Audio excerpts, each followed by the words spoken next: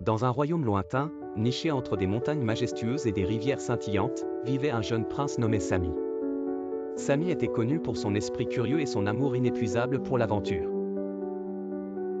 Malgré le confort et le luxe de son palais, il se sentait toujours attiré par l'inconnu, quelque chose qui lui échappait dans sa vie quotidienne.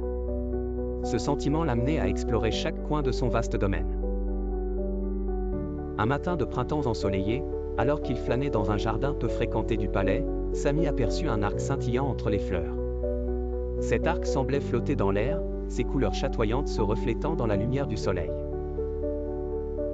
Intrigué, il s'en approcha lentement. L'arc n'était pas ordinaire. Il émanait une aura magique, presque vivante, comme s'il l'invitait à franchir un seuil invisible.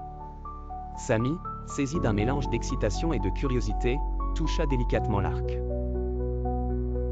Dès l'instant où ses doigts effleurèrent sa surface, il fut transporté dans un autre monde. Le jardin et le palais disparurent autour de lui, et à leur place apparut un royaume fascinant et mystérieux, un endroit que nul homme n'avait jamais vu. Ce nouveau monde s'appelait les mondes de l'envers. Là-bas, tout était merveilleux et inattendu. Les arbres murmuraient entre eux, leurs feuilles vibrantes de musique douce, les rivières brillaient d'une lueur argentée. Les créatures qui peuplaient ce monde étaient tout aussi extraordinaires, des animaux parlants, des oiseaux aux ailes lumineuses, et même des fleurs qui chantaient. Tout semblait magique, mais Sami savait instinctivement que ce monde était là pour lui apprendre quelque chose d'important. Dans son exploration de ce monde étrange et fascinant, Sami rencontra un petit éléphant nommé Toto. Toto était assis, solitaire, sous un grand arbre aux feuilles dorées. L'éléphant paraissait triste. Sami, toujours prêt à faire de nouvelles rencontres, s'approcha de lui et lui demanda « Pourquoi es-tu si triste, Toto ?»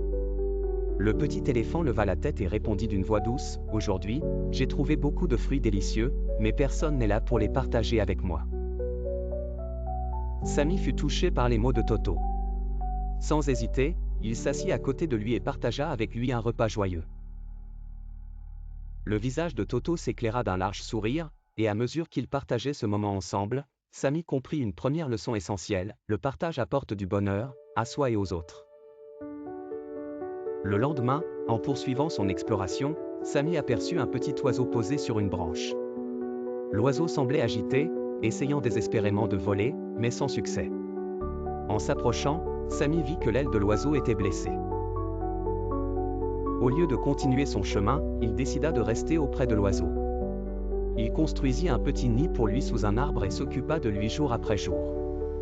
Il lui racontait des histoires de son royaume, lui chantait des chansons et veillait à ce qu'il se sente en sécurité. Après quelques jours, l'oiseau reprit des forces et réussit enfin à voler. En remerciement, l'oiseau survola Sami en virevoltant dans le ciel, lui chantant une mélodie joyeuse. C'est alors que Sami apprit une autre leçon précieuse, la gentillesse et la patience peuvent guérir les blessures les plus profondes. Les jours passèrent, et chaque nouvelle rencontre dans ce monde étrange apportait une nouvelle leçon à Sami. Lors d'une de ses aventures, il rencontra un troupeau de chevaux ailés, majestueux et rapides comme le vent.